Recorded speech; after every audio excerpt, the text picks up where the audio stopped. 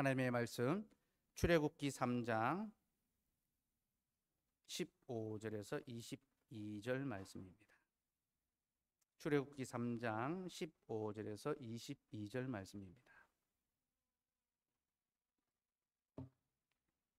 하나님께서 말씀하십니다. 하나님의 말씀을 들으십시오. 하나님이 또 모세에게 이르시되 너는 이스라엘 자손에게 이같이 이르기를 너희 조상의 하나님 여호와 곧 아브라함의 하나님 이삭의 하나님 야곱의 하나님께서 나를 너희에게 보내셨다 하라. 이는 나의 영원한 이름이요 대대로 기억할 나의 칭언이라. 너는 가서 이스라엘의 장로들을 모으고 그들에게 이르기를 여호와 너희 조상의 하나님 곧 아브라함과 이삭과 야곱의 하나님이 내게 나타나 이르시되 내가 너희를 돌보아 너희가 애굽에서 당한 일을 확실히 보았노라. 내가 말하였거니와 내가 너희를 애굽의 고난 중에서 인도하여 내어 젖과 꿀이 흐르는 땅 곧 가나안 족속, 헷 족속, 아모리 족속, 브리스 족속, 히위 족속, 여부스 족속의 땅으로 올라가게 하리라 하셨다 하면 그들이 내 말을 들으니 너는 그들의 장로들과 함께 애굽 왕에게 이르기를 히브리 사람의 하나님 여호와께서 우리에게 임하셨은즉 우리가 우리 하나님 여호와께 제사를 드리려 하오니 사흘 길쯤 광야로 가도록 허락하소서 하라. 내가 아노니 강한 손으로 치기 전에는 애굽 왕이 너희가 가도록 허락하지 아니하다가 내가 내 손을 들어 애굽 중에 여러 가지 이적으로 그 나라를 친 후에야 그가 너희를 보내리라. 내가 애굽 사람으로 이 백성에게 은혜를 입히게 할지라. 너희가 나갈 때에 빈손으로 가지 아니하리니 여인들은 모두 그 이웃 사람과 및 자기 집에 거류하는 여인에게 은폐물과 금폐물과 의복을 구하여 너희의 자녀를 꾸미라. 너희는 애굽 사람들의 물품을 취하리라. 아멘. 하나님, 오늘도 하나님의 말씀을 우리에게 들려주셔서 감사합니다. 이제 이 말씀으로 하나님의 이름의 영광을 우리에게 가르쳐 주시고 그 복음이 우리 속에 역사하게 하여 주옵소서. 예수님의 이름으로 기도드리옵나이다. 지난주 우리는 우리를 계몽하시는 하나님에 관한 말씀을 들었습니다. 우리는 하나님을 알지 못하고 살아가던 자들인데 하나님께서는 그런 우리에게 찾아오셔서 곧 말씀의 직분자를 보내셔서 우리에게 자신을 알려주셨습니다. 그 하나님이 어떤 분이십니까? 그는 스스로 계신 분이시며 영원히 있는 분이시며 모든 것을 있게 하시는 창조주 하나님이시며 자신의 약속을 기억하시는 하나님이시며 자신이 약속하신 대로 우리와 함께 해주시는 임마누엘의 하나님이십니다. 이것이 우리가 지난 주일에 들었던 복음의 말씀이며 이 말씀은 우리에게 하나님이 절대적으로 필요하다는 사실을 가르쳐 줍니다. 곧 그는 스스로 계시기에 스스로 있을 수 없는 우리에게 반드시 하나님이 필요합니다. 우리는 유한한 자들이기 때문에 우리에게는 영원하신 하나님이 필요합니다.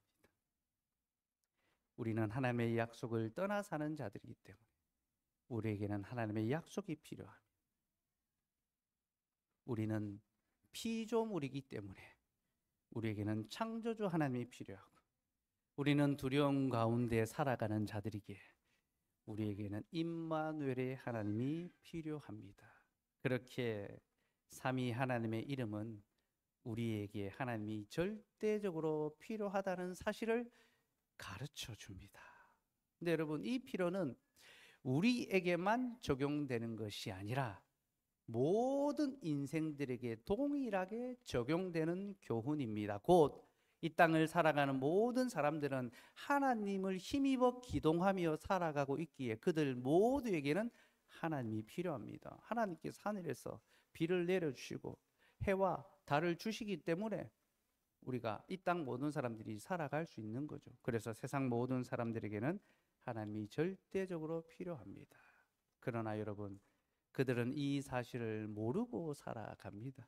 그들은 하나님이 누구신지, 하나님이 무엇을 행하여 주셨는지 알지 못합니다. 그래서 우리 하나님께서는요, 우리에게 자신을 알려주셨듯이 온 열방을 향하여서도 자신의 이름의 영광을 알려주시기로 작정하셨습니다. 저는 오늘 바로 이에 관한 복음을 설교하려 합니다. 오늘 설교 제목은 열방을 개봉하시는 하나님이시고, 설교 대지는 첫째, 열방은 무지합니다. 둘째, 하나님은 열방을 계몽하십니다.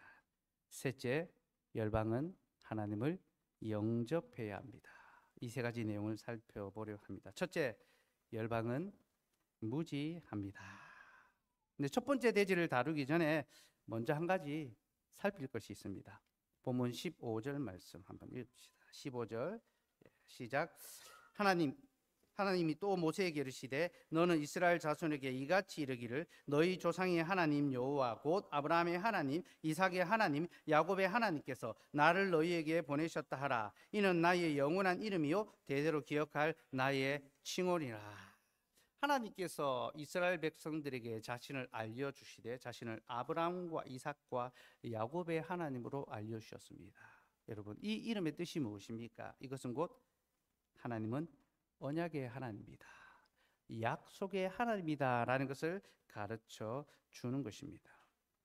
사랑하는 여러분, 우리 하나님은 자기 백성과 언약을 맺으시고 그리고 그 언약을 반드시 지키십니다. 이것이 아브라함과 이삭과 야곱의 하나님이 갖는 의미입니다.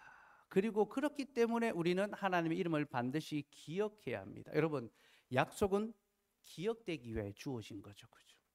약속은 기억하라고 주는 것입니다. 우리 아이들과 약속하면 그 아이들이 어떻게 합니까? 그걸 꼭 기억합니다. 오늘 교회 오는데 주어가 저를 보고 첫 마디로 한 말이, 목사님 내일 제 생일이에요. 어제도 만났어요. 목사님 며칠 후면 제 생일이에요. 뭔가 아빠가 엄마가 약속한 게 있는 것 같아요. 생일에. 약속은 기억하게 만듭니다. 그 일을 기억하게 만드는 거죠. 하나님이 우리와 약속을 맺으셨다는 것은요, 그 약속을 기억하라는 거죠. 근데 약속을 맺으신 하나님은 영원하십니다. 그러니 그 약속을 우리는 어떻게 해야 됩니까? 영원히 기억해야 되는 거죠. 우리가 하나님의 이름을 영원히 기억해야 하는 이유는 그가 우리와 맺은 언약을 영원히 지키시기 때문입니다.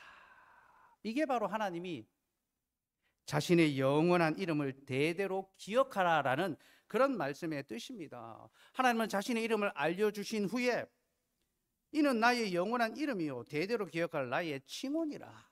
너희는 내 이름을 영원히 기억하고 대대로 기억해라. 그렇게 말씀하셨습니다. 곧 하나님의 이름을 우리만이 아니라 우리의 후손들에게도 계속 전수하고 가르치라는 거죠. 이게 하나님 주신 명령입니다. 그리고 여러분, 이 명령은요, 우리에게 사명인 동시에 우리에게 복입니다. 이 명령 자체가 복입니다. 여러분, 왜 이 명령이 복일까요? 여러분, 이 명령 안에는요, 하나님께서 자신의 언약 안에 우리만이 아니라 우리와 우리의 자녀들까지 포함시켜 주셨다는 약속이 담겨져 있기 때문입니다.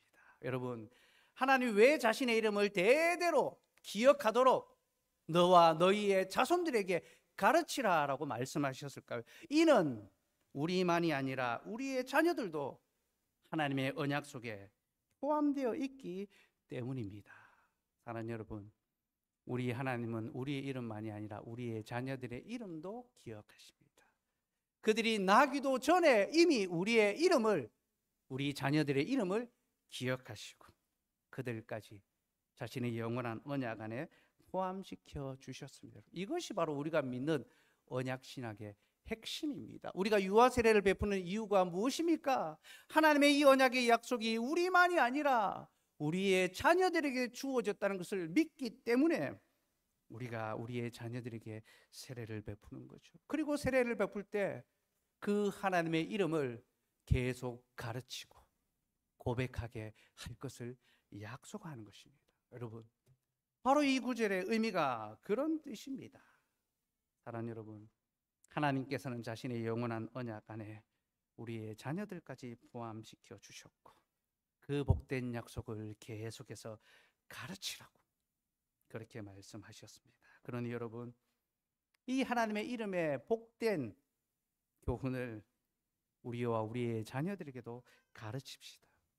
그래서 그들이 우리와 같이 하나님의 이름을 알고 그를 믿고 그의 말씀에 순종하며 살아갈 수 있도록 힘씁시다. 여러분, 이것이 바로 교회에 주어진 책무입니다. 교회는 언약의 자녀들에게 하나님의 말씀을 가르치고 하나님의 이름을 가르쳐서 그들이 우리와 같이 하나님의 이름을 부르고 찬송할 수 있게 하는 것, 그것이 바로 하나님의 교회를 통하여 지금도 행하고 계시는 구속의 사역입니다. 우리 교회에 하나님께서 언약의 자녀들을 많이 주셨습니다. 또 더하여 주실 것입니다. 더욱 풍성하게 채우실 것이고 이 자리를 가득 채우실 것을 믿습니다. 그리고 여러분, 그 자녀들에게 우리 모두가 영적인 아비가 되어서 우리가 믿는 그 하나님을 함께 가르치고 함께 고백하고 함께 예배하며 살아갈 수 있도록 그런 복과 사명을 기쁨으로 감당할 수 있는 저와 여러분 또 포항장로교회 되기를 소망합니다. 이제 첫 번째 대지를 보겠습니다. 열방은 하나님을 알지 못합니다. 출애굽기 5장 1절에서 2절 말씀 주보 있습니다. 우리 같이 한번 읽겠습니다. 시작. 그 후에 모세와 아론이 바로에게 가서 이르되 이스라엘의 하나님 여호와께서 이렇게 말씀하시기를 내 백성을 보내라. 그러면 그들이 광야에서 내 앞에 절기를 지킬 것이니라 하셨나이다. 바로가 이르되 여호와가 누구이기에 내가 그의 목소리를 듣고 이스라엘을 보내겠느냐. 나는 여호와를 알지 못하니 이스라엘을 보내지 아니하리라. 하나님께서 모세와 아론을 바로에게 보내어 너는 내 백성을 보내라고 말씀하셨습니다. 그러자 바로가 어떻게 반응합니까? 여호와가 누구냐? 나는 여호와를 알지 못하노라. 그래서 나는 그의 말을 들을 수 없다라고 그렇게 말하고 있습니다. 바로는 자신이 하나님을 모른다라고 했습니다. 그런데 여러분, 여기서 그가 하나님을 모른다라고 하는 것은요, 그가 정말로 하나님을 모른다라는 것은 아닙니다. 그는 히브리인들의 하나님을 알았습니다. 그럼 한 나라의 군주가 어떻게 자신의 종들이 믿는 신들을 모를 수가 있겠습니까? 히브리인들의 하나님을 모를 수가 없습니다. 그는 하나님을 알았습니다. 그런데 그에게 하나님은 자신의 종들이 믿는 그런 하나님이었습니다. 곧 아무 힘도 없고 무능력한 그런 신이었던 것입니다.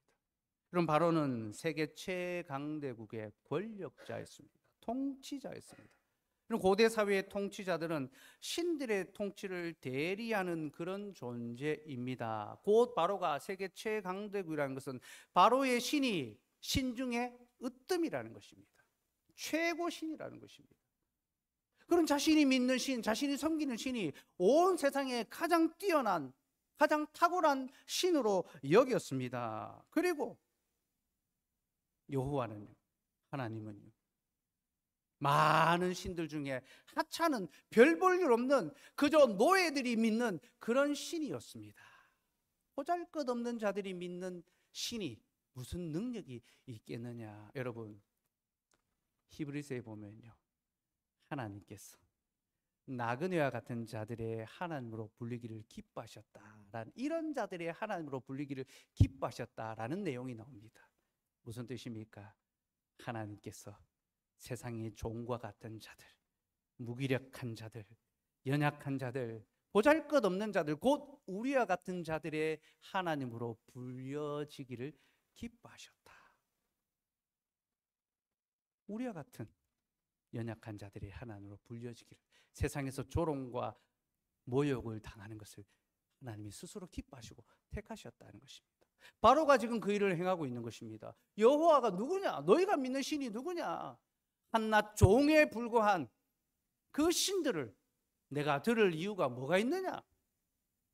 바로는 하나님의 이름의 영광과 능력을 무시했습니다.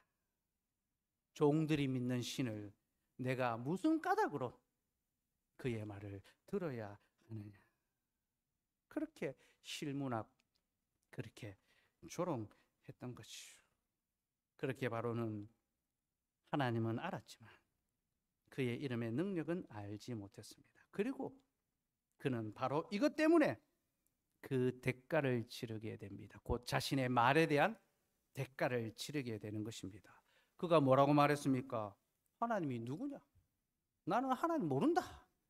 그는 하나님을 모른다라고 했기 때문에 하나님은 그에게 자신을 알려주시기로 작정하셨습니다. 네가 나를 모르느냐? 내가 너에게 나를 알려주겠다. 무엇을 통하여 알려주십니까? 바로 10가지 재앙을 통하여 알려주십니다. 여러분, 하나님이 내리신 10가지 재앙이 무엇입니까? 단순한 기적과 어떤 표적적인 그런 사건입니까? 그 10가지 재앙은요, 바로를 향한 하나님의 자기 계시입니다. 네가 나를 모른다니 내가 너에게 나를 알려주겠다. 10가지 재앙을 쏟아 부으시는 거죠. 하나님의 10가지 재앙을 통하여 바로에게 자신이 누군지를 똑똑히 보여주셨습니다. 특별히 여러분, 이 10가지 재앙이 누구를 향한 재앙이라 했습니까? 애굽의 신들을 향한 재앙입니다. 하나님의 10가지 재앙을 통하여 애굽의 신들을 벌하셨습니다. 그러니까 바로가 섬기는, 애굽 사람들이 섬기는 그 신들을 하나하나 벌하시고 심판하신 것이 바로 10가지 재앙입니다. 그리고 하나님은 바로 이것을 통하여 헛된 신을 섬기는 바로를 심판하셨습니다. 곧 바로가 섬기는 신들을 벌하심으로 그를 심판하신 것이죠. 이것이 바로를 향한 하나님의 자기 계시입니다. 그리고 하나님께서는요, 이 10가지 재앙을 통하여 지금 바로의 형편이 어떠한지를 적나라하게 보여주셨습니다. 그 바로는 세상의 모든 권력과 모든 힘을 다 가지고 있습니다. 그에게는 부족함이 없습니다. 아무도 그를 대적할 수가 없습니다. 세상의 정점에 있습니다. 사람이 갖고 싶은 모든 것을 다 가진 존재가 바로였습니다. 그런데 하나님께서는 그 바로에게 네가 모든 것을 가진 것 같으나 실상은 네가 아무것도 가지지 못한 비참한 가난한 헐벗은 존재라는 것을 가르쳐 주셨습니다. 왜 그렇습니까?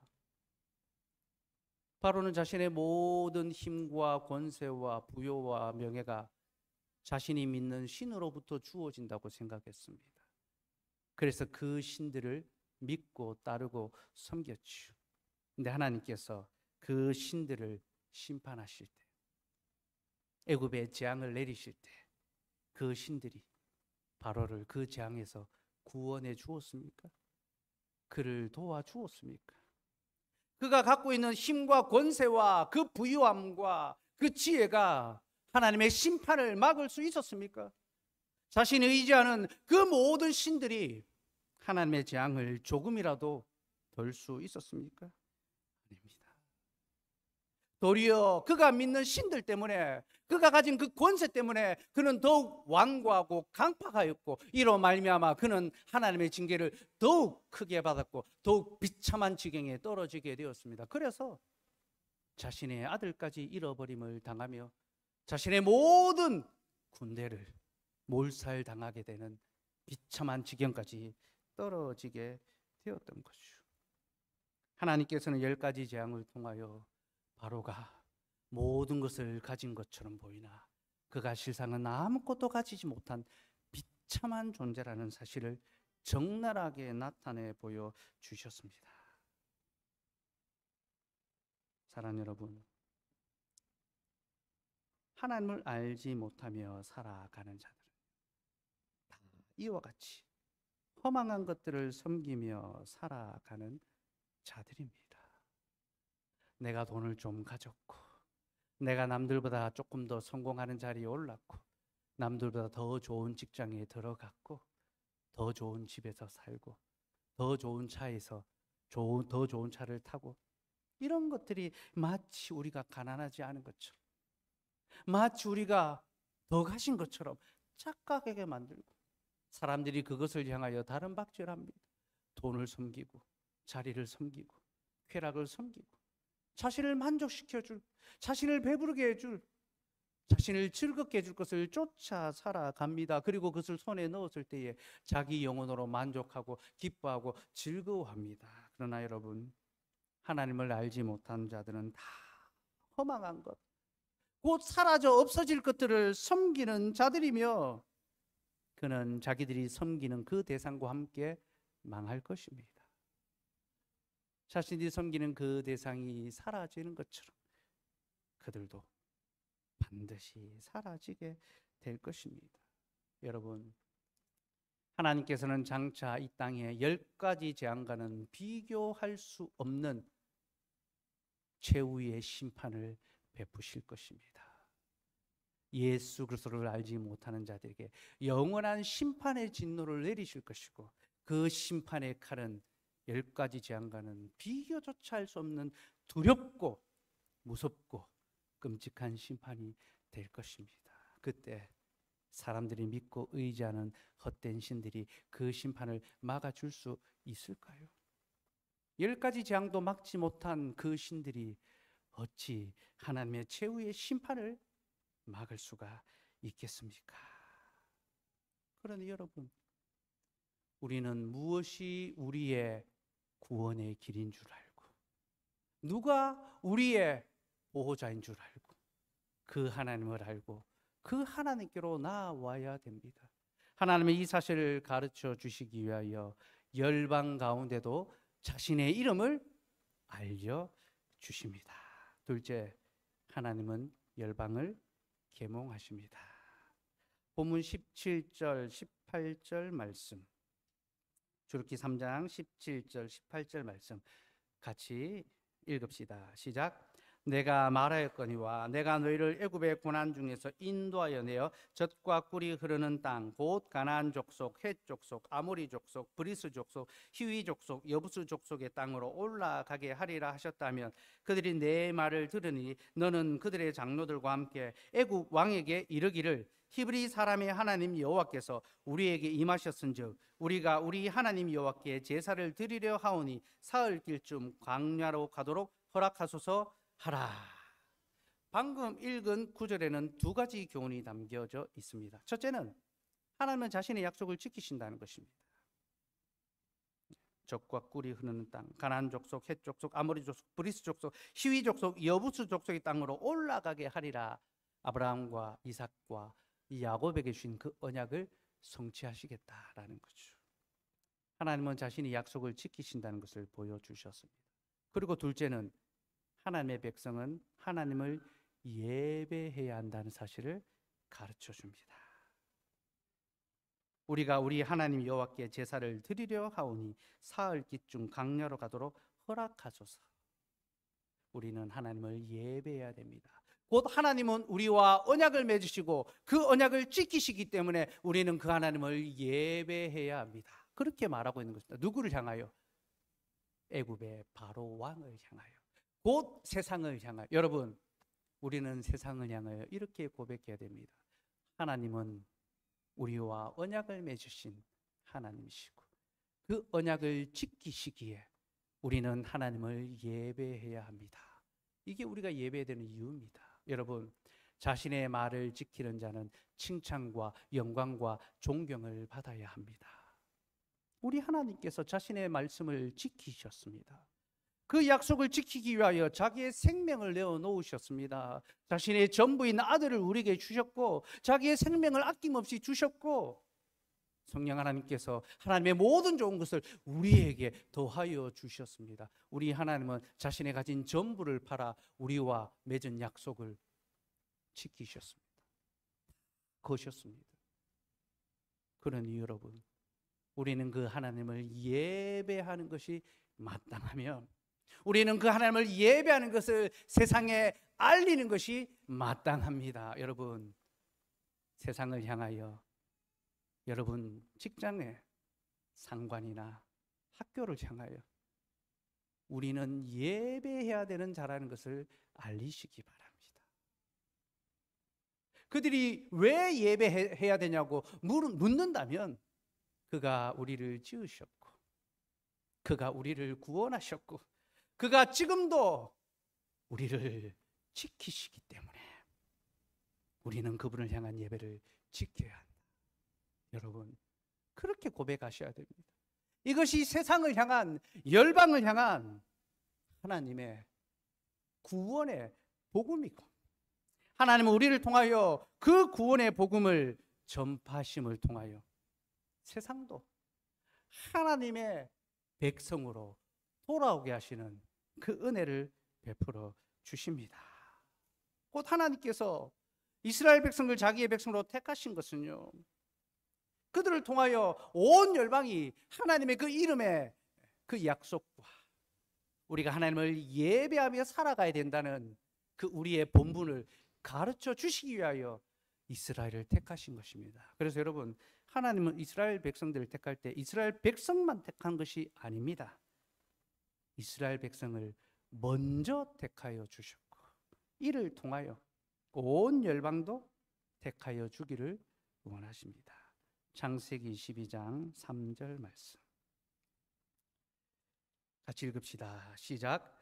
너를 축복하는 자에게는 내가 복을 내리고 너를 저주하는 자에게는 내가 저주하리니 땅의 모든 족속이 너로 말미암아 복을 얻을 것이라 하신지라. 하나님께서 아브라함을 부르실 때에 그를 통하여 땅의 모든 족속이 복을 얻게 될 것이라고 말씀하셨습니다. 이 말씀의 의미가 무엇입니까? 이는 곧 모든 열방이 아브라함을 통하여 하나님이 누구신지를 알며 또 그들도 아브라함처럼 하나님을 믿고 섬기게 될 것이다. 바로 그 약속입니다. 하나님은 아브라함 곧 이스라엘을 통하여 모든 열방에 자신의 택한 백성들을 부르시기를 원하셨고 바로 이를 위하여 이스라엘 백성들을 온 열방을 향한 복음의 증인으로 삼으셨습니다. 이스라엘 백성들이 이 사명을 잘 감당하였다면 세상 모든 사람들이 하나님을 알며 섬기게 될 것이고 이것이 그들을 부르신 하나님의 기쁘신 뜻입니다. 이사야 11장 9절 말씀 같이 읽읍시다. 시작.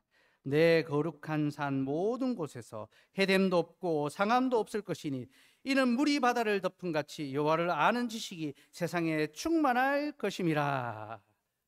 사랑하는 여러분, 우리 하나님은 물이 바다를 덮은 같이 여호와를 아는 지식이 세상에 충만하기를 원하십니다. 여기서 물이라는 것은요, 언약 백성을 가리킵니다. 하나님의 이스라엘 백성의 그 언약 백성.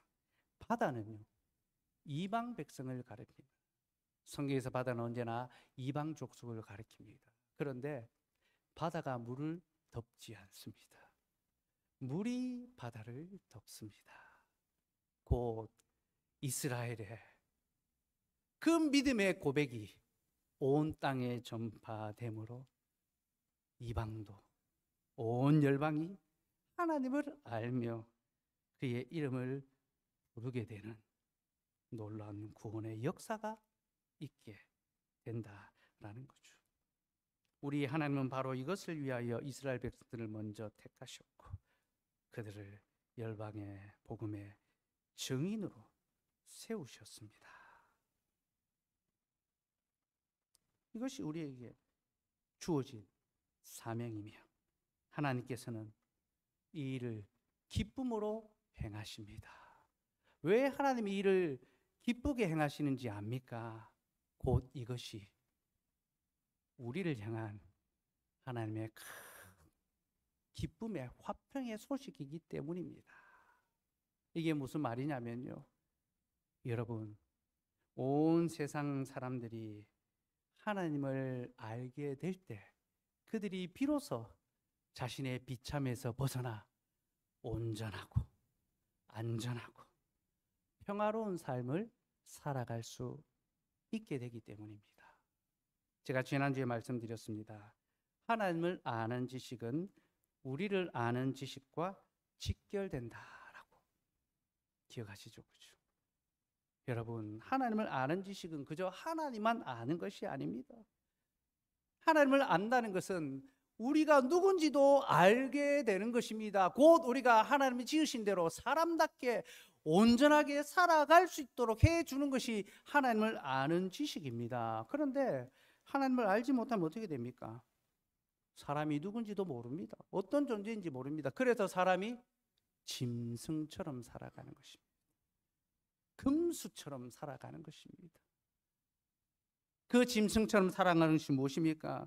먹고 마시고 즐기는 것, 그 자신의 쾌락과 정욕을 위하여 살아가는 것이 바로 인간의 삶이며, 이는 참으로 비참한 삶입니다. 여러분, 하나님을 알지 못하는 자들은 다 쾌락을 위하여 살아가고, 그 쾌락을 얻기 위하여 폭력적이 되고 무질서하게 살아가고 광기의 삶을 살아갑니다. 그래서 하나님을 알지 못하는 세상은 언제나 폭력성을 띱니다. 여러분, 세상의 많은 독재자들이 언제나 폭력적인 방법으로 사람들을 억압한다는 사실을 기억하십시오.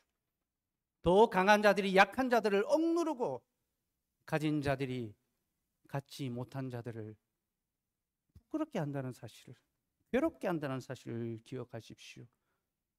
왜 세상이 그런 구조, 그런 방식으로 지금도 돌아가고 있습니까? 왜 작동되고 있습니까? 그 이유는 그들이 하나님을 알지 못하기 때문에 짐승처럼 살아가고, 힘 있는 자가 힘없는 자를 굴림하고 억압하는 거죠.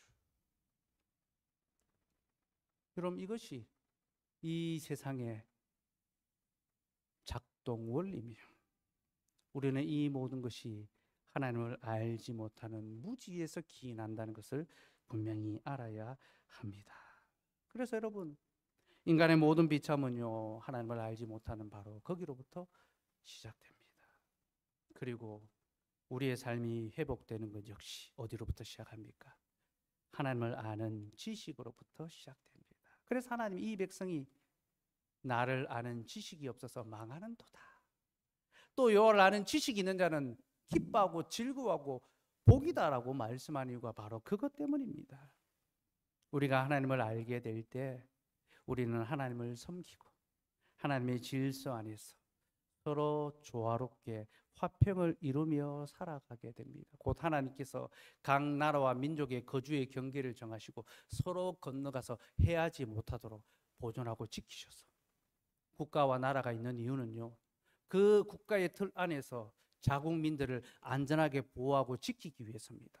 다른 나라를 침범하고 공격하기 위해서가 아니라 자국민들을 보호하고 지키기 위하여 하나님이 국가라는 제도를 주시고 통치라는 합법적인 방식으로 이 세상을 운영해 가시는 겁니다. 그래서 하나님에 대한 바른 지혜가 있으면 이 땅 사람들은 참되고 온전하고 질서 있고 조화롭고 서로 화평하는 그런 삶을 살아갈 수 있게 되는 겁니다. 다시 이사야 11장 9절 말씀 읽읍시다. 시작. 내 거룩한 산 모든 곳에서 해됨도 없고 상함도 없을 것이니 이는 물이 바다를 덮은 같이 여호와를 아는 지식이 세상에 충만할 것임이니라. 하나님의 거룩한 산, 하나님의 집에는 해됨도 없고 상함도 없습니다. 서로 해치지 않고 서로 위협하고 서로를 공격하지 않습니다. 왜 그렇습니까? 이는 물이 바다를 덮은 같이 여호와를 아는 지식이 세상에 충만하기 때문이죠.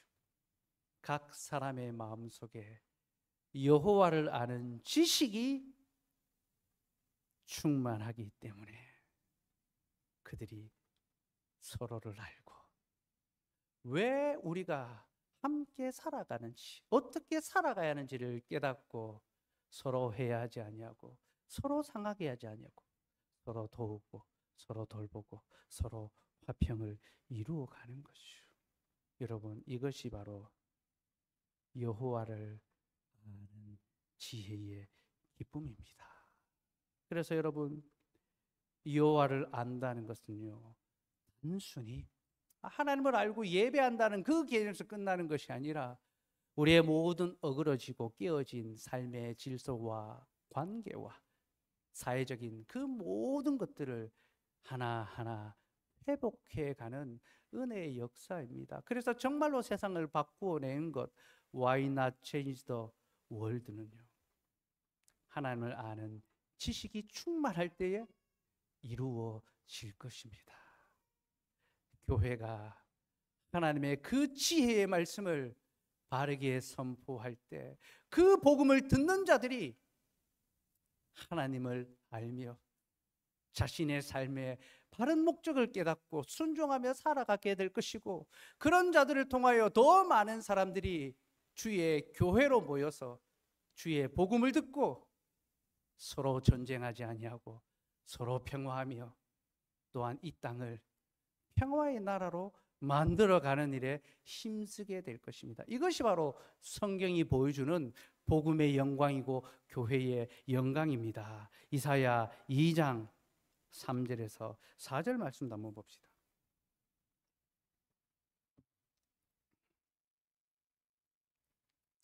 이사야 2장 3절에서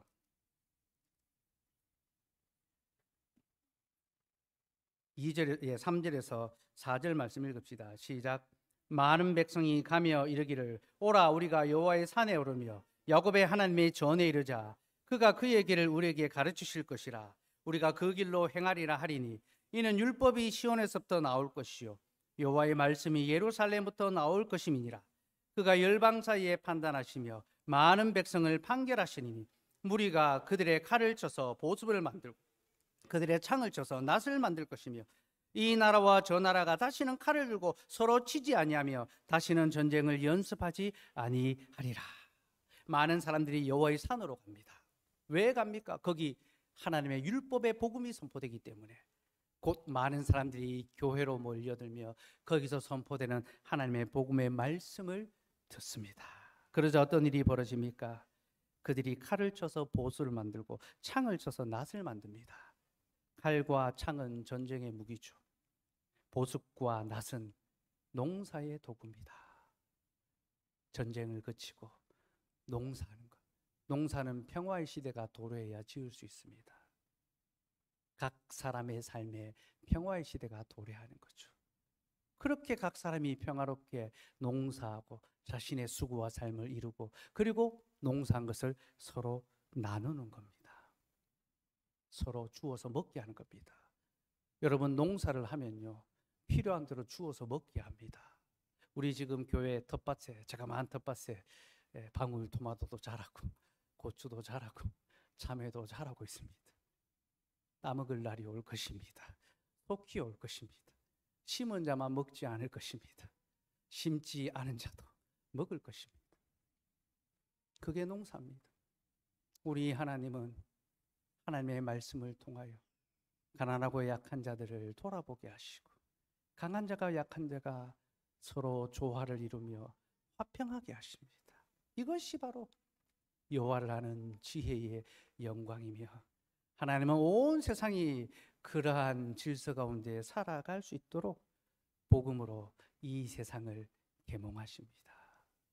셋째, 열방은 하나님을 영접해야 합니다. 다시 본문으로 돌아와서요 19절 20절 말씀 봅시다.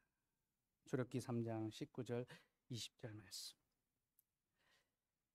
읽겠습니다. 시작. 내가 아노니 강한 손으로 치기 전에는 애굽 왕이 너희가 가도록 허락하지 아니하다가 내가 내 손을 들어 애굽 중에 여러 가지 이적으로 그 나라를 친 후에야 그가 너희를 보내니라. 하나님께서는 강한 손으로 애굽을 친 후에야 이스라엘을 그 땅에서 건져내시기로 작정하셨습니다. 곧 이 말은 애굽이 바로가 하나님을 향하여 계속해서 저항했다는 것을 보여줍니다. 바로가 곧바로 하나님의 말씀에 순종하지 않았습니다. 그래서 하나님이 그를 강하게 지속적으로 치셨습니다.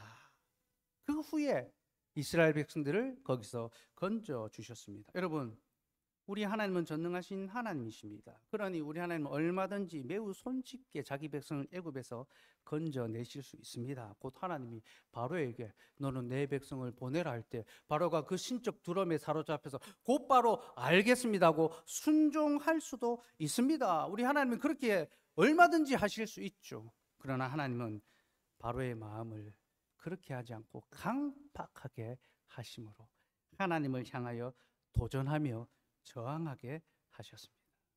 여러분, 하나님께서 왜 이렇게 하셨을까요? 이는 곧 하나님께서 이것을 통하여 자신의 능력의 지극히 크심을 더욱 확실히 보여주시기 위해서입니다. 여러분, 승리는 강한 자를 이길 때 더욱 가치가 있습니다. 그죠? 이길 수 없는 대적. 야, 저 사람 우리가 이길 수 없다. 저 상대는 우리가 도저히 이길 수가 없다. 예, 월드컵 축구 나가서 브라질 하기 전에는 이길 수 있다고 생각하죠. 시작되면요, 이길 수 없구나. 현실을 이제 현타가 옵니다. 그죠? 하나님께서는요, 손쉽게 자기 백성을 구원하실 수 있지만 바로의 마음을 강팍하게 하심으로 그가 극렬히 하나님을 향하여 저항하게 하시고 이 모든 것을 통하여 하나님이 얼마나 능력이시고 강하시고 전능하시고 애굽의 모든 신들을 능히 그 발 아래 굴복시키시는 분이시라는 것을 가르쳐 주셨습니다. 그리고 이것은요, 바로 애굽 사람들과 거기 있는 또 다른 민족들과 그 지경에 있는 모든 다른 민족을 향한 하나님의 복음의 말씀입니다. 보라, 내가 얼마나 강한지 온 천하는 알지어다. 인생 중에 가장 강한 자, 나라 중에 가장 강한 나라를 내가 이와 같이 심판하노라. 그것을 보여주시는 겁니다. 여러분, 21절, 22절 말씀도 한번 봅시다. 같이 읽읍시다. 시작.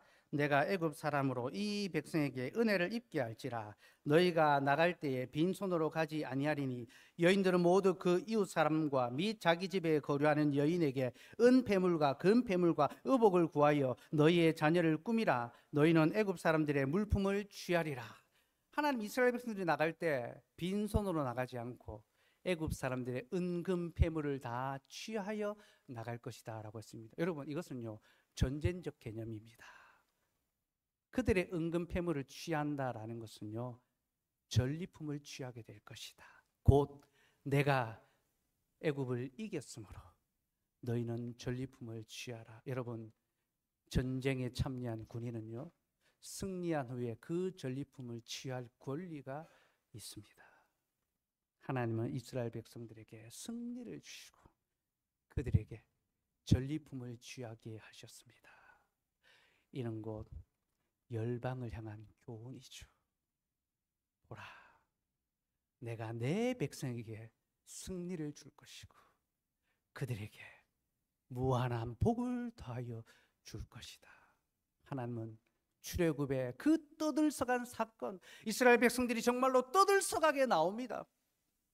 그리고 이것을 통하여 그 시대의 모든 사람들이 이 사건을 알고 깨달을 수 있도록, 이 사건의 교훈이 무엇인지를 깨달을 수 있도록 하셨습니다.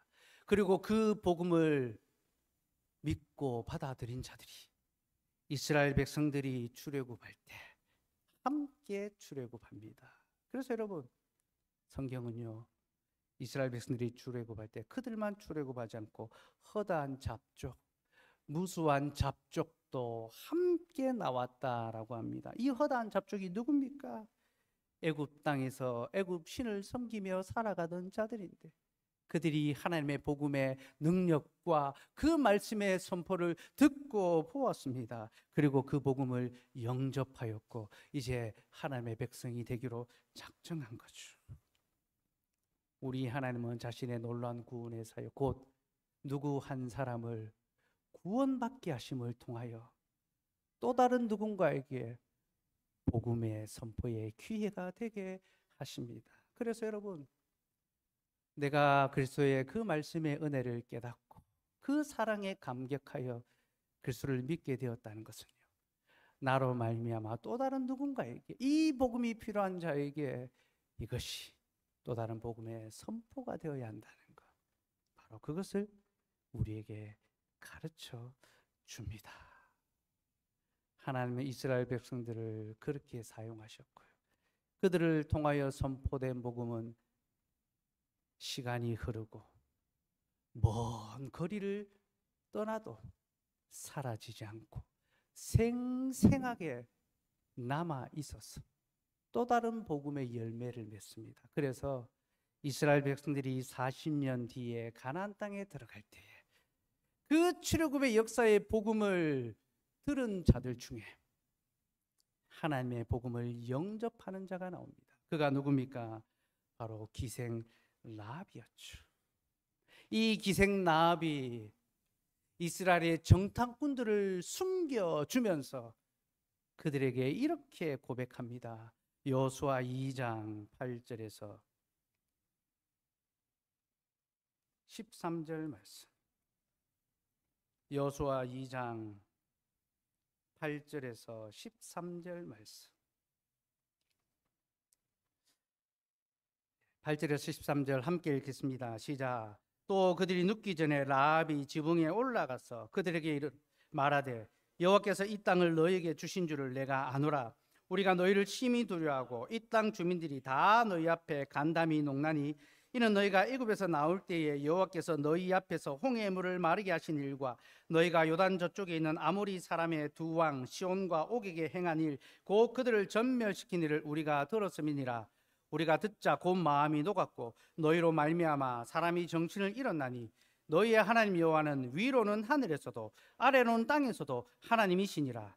그러므로 이제 청하노니 내가 너희를 선대하였은즉 너희도 내 아버지의 집을 선대하도록 여호와로 내게 맹세하고 내게 증표를 내라. 그리고 나의 부모와 나의 남녀 형제와 그들에게 속한 모든 사람을 살려주어 우리 목숨을 죽음에서 건져내라. 라합은 하나님께서 행하여 주신 모든 일들을 들었습니다. 곧 하나님만이 하늘과 땅의 유일하신 참 하나님이라는 사실을 그는 믿었고 그를 영접했습니다. 그리고 그에게 하나님의 구원의 은혜를 구하였습니다. 그리고 하나님은 그의 믿음을 보시고 그를 구원하시고 장차 그를 통하여 온 세상의 구원자이신 예수 그리스도를 보내주십니다. 라합을 통하여 그리스도의 그 영광스러운 계보가 이어집니다. 이것이 마태복음 1장의 족보가 우리에게 소개하는 영광의 소식입니다. 이방의 한 사람이 하나님이 행하여 주신 그 구원의 소식을 듣고 믿고 고백함으로 하나님의 백성이 되었고 하나님께서는 그를 통하여 또 다른 구원의 역사를 베풀어 주셨고 그 놀라운 구원의 역사가 먼 데 있는 우리에게까지 전파되었습니다. 우리 하나님께서는 지금도 자신의 택한 백성을 향하여 구원의 복음을 선포하십니다. 이제는 그 출애굽의 10가지 표적과 기사를 통하여 증거하시는 것이 아니라 하나님의 살아있는 말씀으로 이 말씀을 표적으로 삼아 우리에게 그 복음을 선포하십니다. 그러니 여러분 그 복음을 받아들이십시오. 그 생명의 복음을 영접하십시오. 우리의 구원이 오직 하나님께만 있으며 하늘과 땅에 참된 신은 하나님밖에 없음을 고백하십시오. 우리가 그 하나님을 고백하며 또 그 하나님을 경배할 때 하나님은 예배의 자리에서 우리에게 빈손으로 돌아가게 하지 않습니다. 우리의 영혼에 구원의 기쁨과 평안을 더하시고 우리의 삶에 수고할 일터와 직장과 가정을 주셔서 힘써 수고하게 하십니다. 전리품을 주십니다. 그리고 그 전리품을 함께 나누게 하십니다.